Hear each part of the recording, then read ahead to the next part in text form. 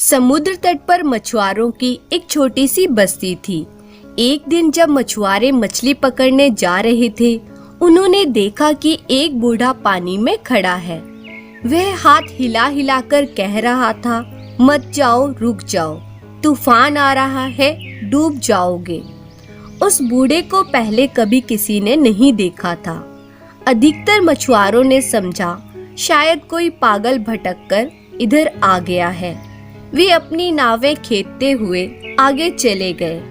वे बूढ़े पर हंस रहे थे, पर कुछ मछुआरों पर बूढ़े की बात का असर हुआ और वे मछली पकड़ने नहीं गए।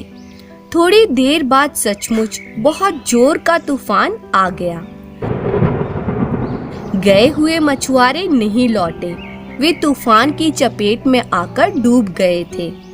अब बस्ती के लोगों ने बूढ़े की चेतावनी का मर्म समझा। वे सब इकट्ठे होकर उसे ढूंढने निकल पड़े। वह समुद्र के किनारे बैठा था। बस्ती वालों को देखकर बोला, मैंने तो उन लोगों को पहले ही मना किया था। अपने से बड़े आदमी की बात पर ध्यान देना अच्छा रहता है। बूढ़े की हर भविष्यवाणी सही होती थी। वह कई दिन पहले बता देता था कि अमुक दिन इस समय तूफान आएगा। तब उस बस्ती का कोई भी मछुआरा तूफान में नहीं फंसता था।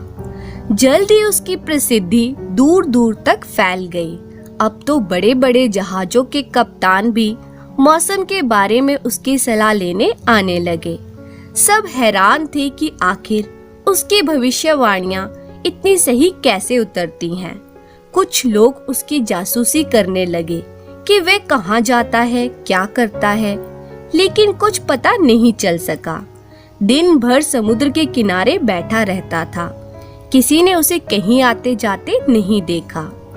उस प्रदेश के राजा ने भी बूढ़े के बारे में सुना। वह बहुत घमंडी और निर्दयी राजा था। उसने बूढ़े की विचित्र शक्ति से फायदा उठाने की सोची। उन दिनों शमी द्वीप के राजा से उसकी दुश्मनी थी। उसने सोचा, शमी द्वीप पर हमला करते समय बूढ़ा बहुत काम आ सकता है। पिछले आक्रमण में हमारी नौसेना भयंकर तूफान में फंस गई थी। अगर हमले से पहले मौसम की सही सूचना मिल जाए तो हम जीत सकते हैं। बस फिर क्या था, राजा अपने साथ कुछ सैनिक लेकर चल दिया। मछुआरों की बस्ती के बाहर ही उसने पड़ाव डाल दिया। फिर एक नाविक का रूप बनाकर वह अकेला ही बूढ़े से मिलने चल पड़ा। बूढ़े को अपना परिचय देकर वह बोला, भविष्य में तुम सिर्फ मेरे कहने पर ही मौसम की भविष्यवाणी करोगे और केवल मेरे लिए करोगे। बूढ़े ने कहा, इसका मतलब यह है कि आप राजा होते हुए भी राजा नहीं हैं। राजा के लिए तो उसकी प्रजा की भलाई सबसे पहली चीज होती है। आप कैसे राजा हैं? मैं आपकी आज्ञा नहीं मान सकता। बूढ़े की फटकार सुनकर राजा लज्जित हो उठा। उसे गुस्सा तो बहुत आया, पर अभी उसे बूढ़े का रहस्य जानना था। वह खून का घूंट पी गया। बोला, अच्छा एक बात बताओ, तुम्हें ये खबरें कौन देता है? मेरे कुछ दोस्त। राजा फिर से बोला, कौन से दोस्त? आप उन्हें नहीं देख सकते, इसलिए बताना बेकार है।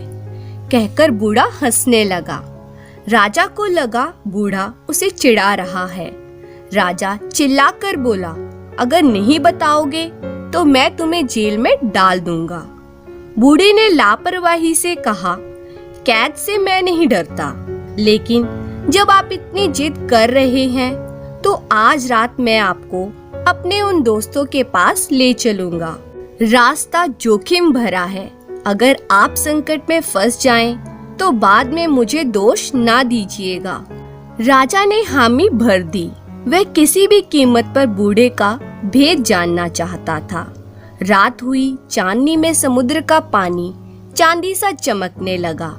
बूढ़ा झोंपड़ी में से लोहे के 2 भारी डंडे ले आया। बोला, इन्हें मजबूती से पकड़कर मेरे पीछे पीछे आओ। सिपाहियों ने बूढ़े को कैद करना चाहा, पर बूढ़ा हर बार उनके बंधन से मछली की तरह फिसल जाता। आखिरकार एक सैनिक ने मौका पाकर अपना डंडा जोर से बूढ़े के सिर पर दे मारा। बूढ़ा बेहोश होकर गिर पड़ा। बूढ़े की यह हालत देखकर सेनापति को काफी दुख हुआ, पर वह कुछ नहीं कर सकता था। सिपाहियों ने झटपट बूढ़े को घोड़े पर बैठाकर रस्सियों से कस दिया और पड़ाव की ओर चल दिए। अभी वे थोड़ी ही दूर गए होंगे कि जोर का तूफान आ गया। ऐसे में सफर नहीं किया जा सकता था। उन लोगों ने एक पहाड़ी गुफा में डेरा डाला और तूफान थमने का इंतजार करने लगे। थोड़ी देर बाद बूढ़े को होश आ गया। उसका चेहरा पीला पड़ गया था। उस पर झुर्रियां दिखाई देने लगी थी। उसकी ओर से निश्चिंत होकर वे लोग खाने पीने की तैयारियां करने लगे। खाना खा पीकर जब वे आराम करने लगे, तब कहीं उन्हें बूढ़े का ध्यान आया। वह बेचारा उसी तरह घोड़े की पीठ पर बंधा हुआ था। बूढ़े की हालत देखकर सेनापति के पैरों तले से जमीन खिसक गई। उसका चेहरा एकदम काला हो गया था। आंखें बंद थी। वह बहुत धीरे धीरे सांस ले रहा था।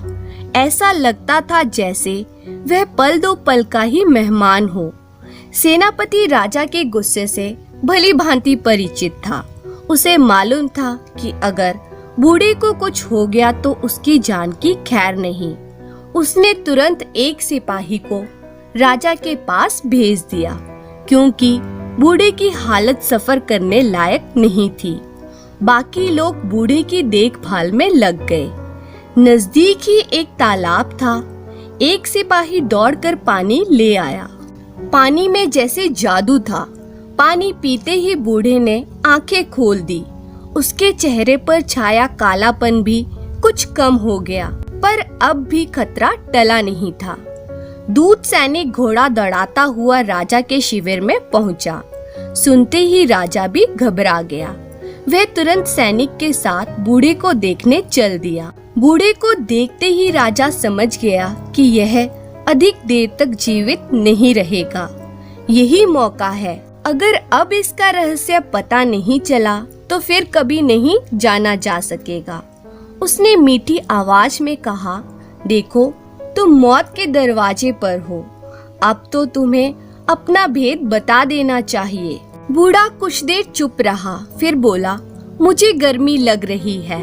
मैं पहले नहाना चाहता हूँ, उसके बाद बता दूंगा। एक सिपाही बोला, पास में ही एक तालाब है। राजा ने इशारा किया तो सेनापति बूढ़े को सहारा देकर नदी की तरफ ले चला।